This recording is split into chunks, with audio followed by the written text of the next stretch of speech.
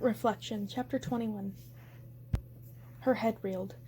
What just happened? Mulan? Her father called again. He sounded nearby, but that was impossible. Are you listening to me? Mulan blinked and everything cleared. She was sitting on the dining table with her parents. Little brother yapped at her side, eager for a bone. Little brother, Mulan said, laughing as her dog jumped to lick her face. Her father cleared his throat, and Mulan held her breath when she saw him. Fa Zhou looked the same as when she'd last seen him. A smile perched on his narrow face, even though he was pretending to look displeased with her for not listening. Ahem. I know this isn't real, Mulan thought, staring at her father. No disappointment or anger lurked in his expression. Would it be so terrible if I pretended just for a moment it was? Just seeing Fa Zhou helped banish some of her sadness, at least temporarily. I'm not going to think about Shang or Shishi or what life will really be like when I go home. Just let me enjoy this. Mama, Baba, Mulan breathed. I'm home. Fa Li put her hands on her hips, jade earrings dangling by her cheeks as she said, not a second too soon. I'm glad you decided not to be late for dinner for once. Mulan turned to her father, who was quiet as usual but wore a proud smile. She loved that expression on his face. The corners of his eyes wrinkled, lifting his face with a touch of humor. Your mother has some news for you. News? Fa Li knelt, taking her place at the table. Normally, she didn't let little brother sit beside Mulan at the dining table, but she didn't say anything about it today. Eat first. Eat before it gets cold. Mulan picked up her chopsticks and dipped them into the soup. The noodles inside were yellow as wheat, with chunks of beef and pork and crunchy stalks of green spinach. Her stomach growled, but she picked up one of the chunks and gave it to little brother instead. She was too curious to eat. She folded her hands on her lap. Her armor was gone, she noted absent-mindedly. Her hair was long again, brushing against her back, and she wore a crisp silk robe tied at the waist by a red satin sash. What's going on? Fa Li beamed. We heard back from the matchmaker this morning. She was very impressed with your examination yesterday. We are very proud, said Fa Zhou. She's made a good match for you, Mulan. What? Mulan was glad that she hadn't eaten any noodles because she likely would have choked. I thought I failed the exam. Failed? Fa Li sipped her tea. After so many weeks of studying and preparing, and after Baba prayed so hard to the ancestors, no daughter of ours would fail. The matchmaker said she had a difficult time deciding on a husband for you because there were so many young men who'd made a fine match. What about the war? Mulan blurted. Fa Zhou placed his chopsticks to the side of his bowl. What about it? Baba, you were conscripted to go to war. The Emperor's council called your name in front of everyone in the village. Don't you remember? Fa Zhou chewed on his noodles, then patted his mouth dry with his sleeve. The war is over. We won. Worry creased Fa Li's forehead. Are you feeling all right, Mulan? What's going on? Mulan knelt deeper into the cushion under her legs. I'm not sure. I feel a little dizzy. That's because you should eat something. Her mother gestured at the food with her chopsticks. All this running around. At least there's no hay in your hair this evening, Mulan. But you're so thin. Eat something to replenish your energy. And drink your tea. Baba's already on his second cup. The smell of Fa Zhou's medical tea reminded Mulan of his poor health. 6 cups today, the doctor had told him. 3 in the morning, and 3 in the evening. Mulan sobered. There was nothing she wanted more than to make Baba happy. She warmed her hands over the cup. She was thirsty, and hungry, yet something held her back from joining her parents as they ate and drank. This isn't real, a voice nagged at Mulan. The reminder sent a pang of loneliness through her. I should leave. She started to get up, but Grandmother Fa appeared, carrying a plate of orange slices and steamed pork buns. She set them at the center of the table, then plopped onto the cushion opposite Mulan's father. Her eyes were different, Mulan noticed. Darker, more hooded. That's because she's sitting in the shadows. This is what you wanted, isn't it? Said her grandmother cheerfully. To make us proud? You've done it. Forgetting her plan to leave, Mulan relaxed and nodded. Her family looked so happy. She'd never seen them so proud of her before. This was what she'd always wanted, to uphold the family honor, to do her duty as a daughter. This moment was perfect. It was everything she could have asked for. So why did she feel so hollow inside?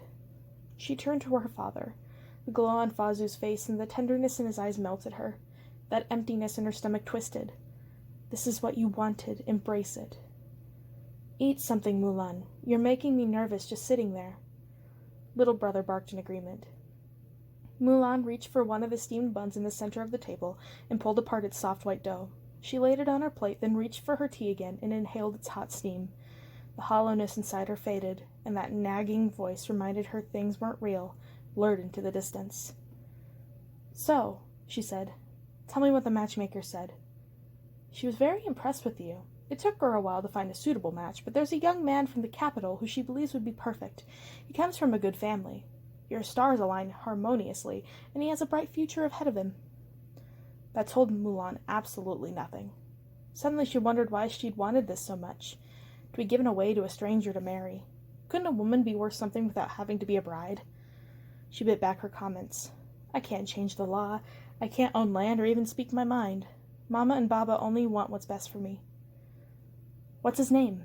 Mulan asked, trying her hardest to sound interested. The gate outside shuddered, and two sets of footsteps echoed across the courtyard, growing haltingly closer. Fa Li froze. Who could that be? We're not expecting anyone. Mulan tumbled off her cushion. She was already up. Bandits? Sit down, Mulan, said Fazu. I'll deal with it. Mulan pretended not to hear, gripping her chopsticks on her fist. She crouched beside the window, behind the dining table, and peered outside. No, not bandits. A soldier. He was surprisingly light-footed for being so tall and strapping, and stranger still, he'd arrived with an enormous lion with a disheveled mane. At first she thought he was stealing one of the stone statues from their ancestral temple, but when the lion moved, his tail curving behind him like a cat's. Mulan's fear became curiosity. Is that a real lion? She called out, pointing at the beast. I've never seen one in the village before. Mulan, Fa Li whispered harshly. What are you doing, shouting out to intruders? It's just a soldier and his pet lion. They're trespassing on our property, Fa Li nodded to Fazu. You ought to get your sword. There's no need, said Mulan quickly. I'll just tell him to go away. Close the window and return to dinner right now, Mulan. With reluctance, Mulan started to reach for the curtains, hanging above the window, but the intruder's handsome face twisted with shock when he saw her. Mulan tilted her head. She couldn't make out of his face. Shadows cloaked it. Even when he stepped closer to the lanterns hanging from the roof, yet something about him looked familiar. But why? Mulan, he cried. You're... Grandmother Fa sidled up next to Mulan by the window. Her smile slid with a frown. What are you doing here, soldier? Go away before I shoo you out. The soldier ignored Mulan's grandmother. It's Shang, he said, trying again. Don't you remember me? Ignore the man and come back to dinner, Grandmother Fa said. The steamed buns smell delicious. It's Shang, the soldier said again, running closer to the house. He tapped on the window. Please, listen to me. Mulan parted the window wooden shutters just a little. She's in one of Miang Po's illusions, said a new voice. It was deeper, and it seemed to be coming from the stone line behind the soldier. She probably can't see you. I know. Shang's voice sounded tense. Come back with us. You're in danger here. Danger, Grandmother Fa snorted. This is her home. Go away before we call for the guards. She reached her hand and slammed the window shut. The curtains folded over the paper screens. We should send the intruders away, don't you think? Fazu nodded. His face had become blank as a stone. He'd gotten up obediently to follow the order, while Grandmother Fa grabbed Mulan's wrist, dragging her to the back to the table. Wait! Mulan twisted away and ran for the window again. Lightning pricked the sky and it began to rain. Yet the soldier shielded his eyes as if the rain were coming from the ground, not from the sky, as if the rain were sand, not water. Shang, she said. Something about the name brought a flutter to her stomach. Why am I in danger? Because of her. Shang pointed at Grandmother Fa. She's the Lady of Forgetfulness. He gritted his teeth, white against the dark shadows of his face.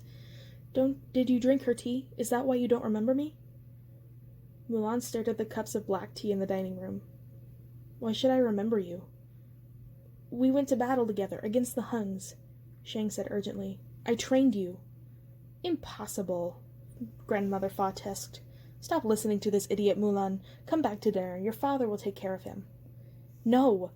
Thunder rumbled, drowning Shang's words, so he had to shout. You called yourself Ping, remember? Mulan touched her temples. A little. She remembered being afraid and hiding among dozens of soldiers. She remembered not wanting to fail. We fought together, Shang continued.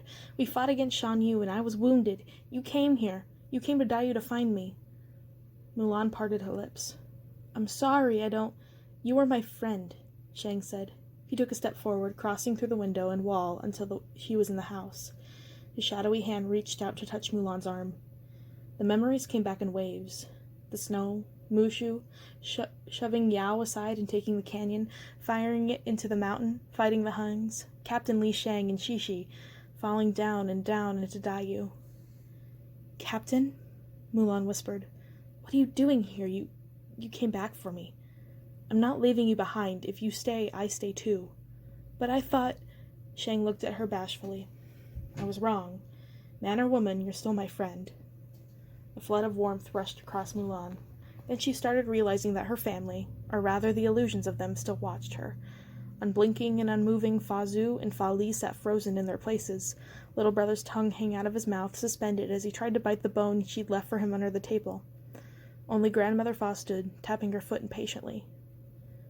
You're not my family, said Mulan, at last recognizing what had been so different about her grandmother. You're Miang Po. Miang Po's eyes darkened. Thunder rumbled. Then the rain abruptly stopped. What I said earlier was true, child, she warned Mulan. You will never reach the 100th level. Drink, so you may escape King Yama's punishment. Drink and stay here. I'll give you the family you've always wanted. The ones that love you and is proud of you. No, said Mulan. I won't drink. Donning her sword, she swept it across the table, flinging the teacups and dishes off until they shattered against the wooden floor. Mulan raised her sword, but to Miang Po's throat. Now let us out. The Lady of Forgetfulness touched the glowing blade. Her brows furrowed for an instant, and she looked up at Mulan, appearing more intrigued than angry. Then her expression lost away, becoming unreadable as before. As you wish, but this is your last chance. The walls of her family home flickered and faded.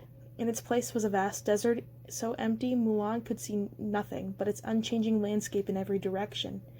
A few crooked trees, faraway dunes that melded into the gray horizon, and blasts of wind and sand. She dropped her chopsticks. No more than 2 twigs. Still wearing Grandmother Fa's face, Miang Po laughed. Then, before Shang or Shishi could seize her, she vanished into the sand.